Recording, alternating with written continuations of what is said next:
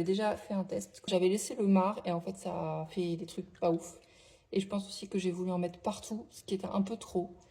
Et voilà, donc on va refaire un deuxième test en gros. J'ai mis une serviette noire pour protéger des taches de café et pour que l'excédent de liquide soit absorbé par quelque chose.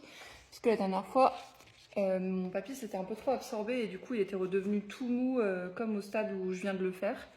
Je pense que c'est des papiers qui ne supportent pas bien l'eau. Donc je vais prendre ça en compte et avoir un truc pour absorber. J'ai pris un papier qui est pas trop mal mais qui était déchiré. Donc de toute façon, je ne vais pas en faire quelque chose. Je vais le couper en deux, ceci dit, parce que je pense que l'autre partie, je pourrais l'utiliser. Sait-on jamais. Je découpe bien déjà, je l'avais pas testé. Honnêtement, c'est chouette. Voilà, donc bref, on a ça et on a notre café, notre pinceau. Et je vais essayer de faire des tâches plus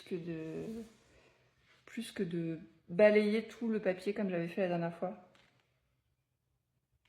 C'est peut-être pas.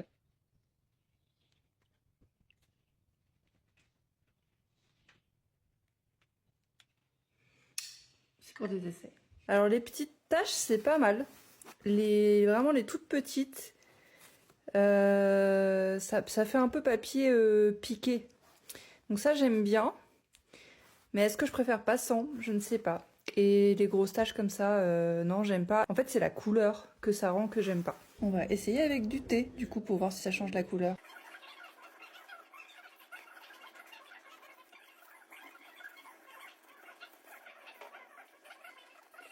Alors je vous montre les résultats finaux. Donc on a vieilli au café, mais sachant que si je vieillis toute la page au café, enfin il n'y aura pas les marques comme ça, parce que ça c'est le marc qui fait ça et ça reste un résidu que j'aime pas.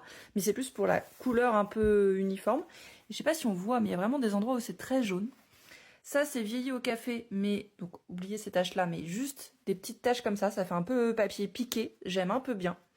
Là on a ôté un peu piqué aussi, mais c'est beaucoup plus discret et c'est un petit peu moins jaune.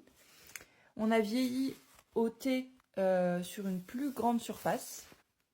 Et on a sinon tout simplement juste le papier classique. Bon, c'est pas mon meilleur papier celui-là, mais juste blanc qui est un tout petit peu gris. Et donc je veux bien votre avis sur quoi je pars pour faire ma linogravure dessus et pour faire un carnet où il y aura donc des feuilles dedans.